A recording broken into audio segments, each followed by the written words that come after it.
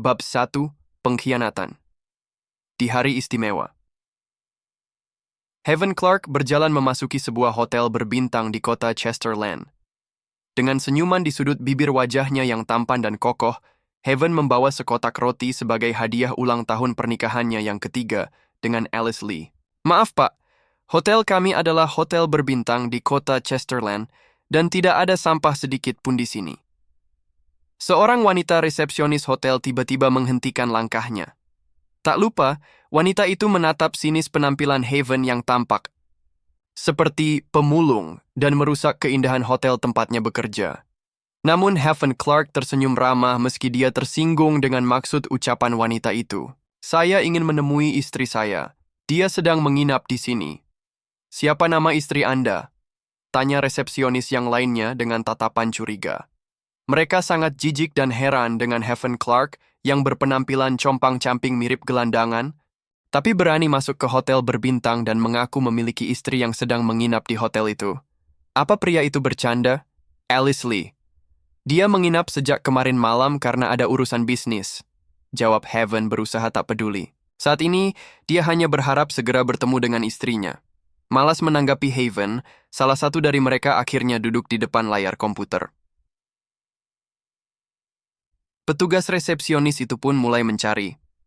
Beberapa detik kemudian mata resepsionis itu terbuka. Diliriknya Heaven dari atas ke bawah. Apa Anda yakin akan menemui istrimu saat ini juga? Iya, Bu. Dia berada di kamar nomor 107, tetapi kurasa Anda jangan ke sana dan tunggu saja sampai istrimu pulang, ucap resepsionis itu lagi. Wanita yang lainnya tampak terkejut ketika ikut melihat layar komputer.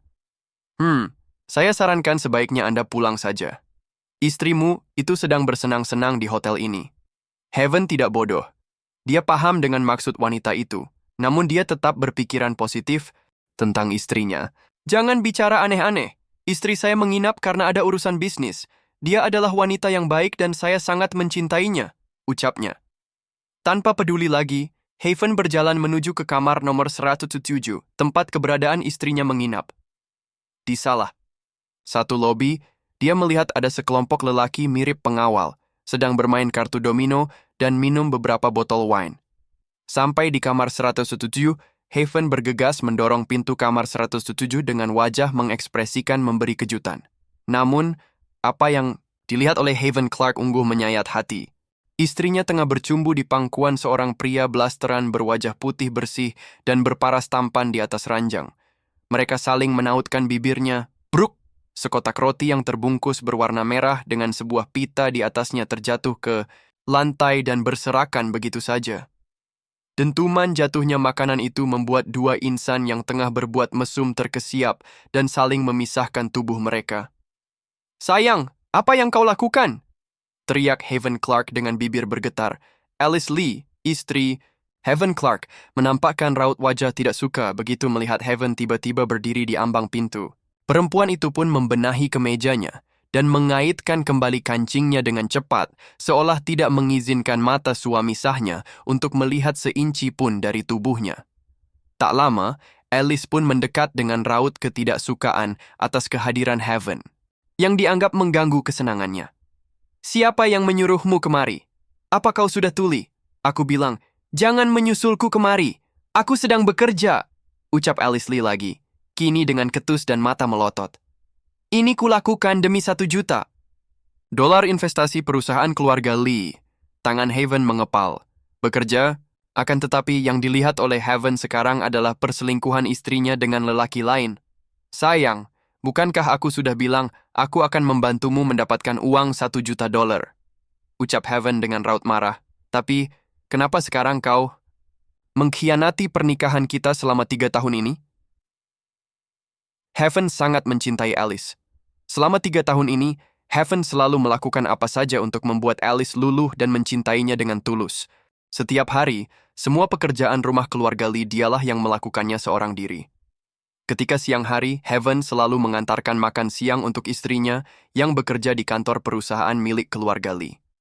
Ketika pagi dan sore, dia harus membuat sarapan dan makan malam. Siangnya, dia pun berbelanja di pasar untuk membeli bahan makanan. Hari ini, Haven Clark sengaja mendatangi Alice Lee dengan tujuan memberikan kue sebagai hadiah di ulang tahun ketiga pernikahan mereka. Hanya untuk membeli sepotong kue di hari istimewa mereka dari salah satu toko roti terbaik di kota Chesterland, dia rela menyisihkan uang simpanan sisa dari berbelanja yang jumlahnya hampir $1.000. Akan tetapi, apa yang dia dapat dari pengorbanan selama 3 tahun ini? Pria ini justru melihat pengkhianatan yang terjadi di depan matanya sendiri. Alice bahkan tanpa malu berbuat hal tidak senonoh dengan pria lain. Jika Haven datang sedikit terlambat, mungkin mereka sudah berbuat lebih dari yang dia lihat saat ini plak. Tamparan keras mendarat tepat di wajah Haven. Membantuku? Memangnya selama 3 tahun ini kau bisa apa? Ucap Alice dengan wajah mencemooh, hidupmu saja bergantung pada keluarga Lee. Dan sekarang kau mau memberi bantuan uang yang nilainya $1 juta? Sayang, apa kau tidak percaya padaku sedikit pun sebagai suamimu? Haven berkata dengan sungguh-sungguh, lalu menoleh ke arah pria selingkuhan Alice. Aku mau kau jauhi istriku dan jangan pernah dekati dia lagi. Garfield Blackton tiba-tiba mengerutkan kening. Dengan wajah putih, ketampanan yang begitu memukau, dia merasa jauh di atas Haven. Apalagi, Garfield tampak begitu elegan dengan setelan pakaian branded khas bangsawan Italia yang harganya lebih dari ratusan ribu dolar. Sangat berlawanan dengan pakaian Haven yang hanya memakai kemeja lusuh dan celana compang-camping. Harga outfit pria itu bahkan tak sampai $10. Garfield lantas tersenyum sinis. Oh, jadi kau adalah si manusia sampah yang menjadi menantu tidak berguna di keluarga Lee? Astaga, aku sangat kasihan dengan kehormatan keluarga Lee yang tercemar oleh songgok sampah menjijikan sepertimu.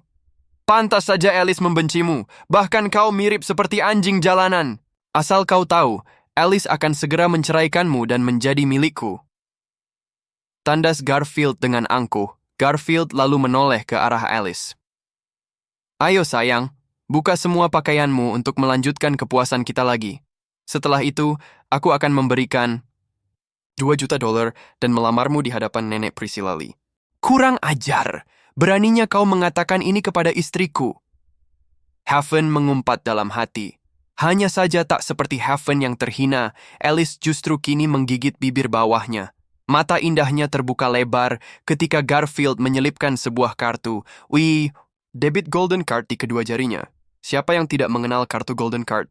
Sebuah kartu yang hanya bisa dibuat oleh para petinggi perusahaan besar seperti CEO Galaxy Company yang menjadi perusahaan terbesar di kota Chesterland. Haven menggelengkan kepala menyadari itu. Dia tak mau kehilangan Alice bagaimanapun caranya. Sayangnya, pria itu tak sadar bahwa istri cantiknya itu selama ini sudah muak dengan kehidupan bersama Haven yang selalu membawa sial baginya. Selain terkenal sebagai salah satu wanita cantik di seluruh kota Chesterland, Alice juga dikenal berbakat dan berprestasi dengan jabatan sebagai divisi ketua pemasaran di perusahaan Lee Group. Tapi, selama 3 tahun ini, dia harus menahan malu karena aib memiliki seorang suami tidak berguna yang dipungut oleh sang kakek. Ketika itu, kakek Lee selaku kepala keluarga tiba-tiba membuat surat wasiat yang membuat semua anggota keluarga Lee terguncang hebat. Kakek Wallace meminta cucu perempuannya, yaitu putri dari Albert Lee, untuk dinikahkan dengan seorang lelaki yang belum diketahui asal-usulnya. Tidak ada satupun orang berani membantah perintahnya, termasuk Alice. Saat itu, dia yakin pilihan kakeknya adalah yang terbaik. Seminggu setelah membuat surat wasiat, kakek Lee pun meninggal dalam sebuah kecelakaan mobil. Alice pun menurut. Dia juga bertahan untuk tak bercerai dari Haven dalam situasi apapun sesuai wasiat kakeknya. Hanya saja sang kakek mengizinkan keduanya bercerai setelah 3 tahun pernikahan. Itu pun harus mendapatkan persetujuan dari Haven Clark. Saat ini, tepat 3 tahun pernikahan mereka, penantian Alice selama ini untuk berpisah dengan Haven sebentar lagi akan tercapai. Tidak, sayang, jangan kau terima apapun dari pria kurang ajar yang ingin merebutmu dariku. Ucap Haven sembari berusaha memegangi kedua tangan istrinya. Haven Clark sangat yakin sosok Garfield Blackton adalah pria pemain wanita. Buktinya saja pria muda itu mau mendekati Alice yang jelas-jelas masih menjadi istri orang lain. Namun, Alice justru mengibaskan tangannya dari pegangan Haven. Siapa yang kau bilang pria kurang ajar, ha? Asal kau tahu, Garfield Blackton adalah pria mapan yang 1000 kali jauh lebih baik daripada dirimu, Heaven Clark. Heaven tidak terima.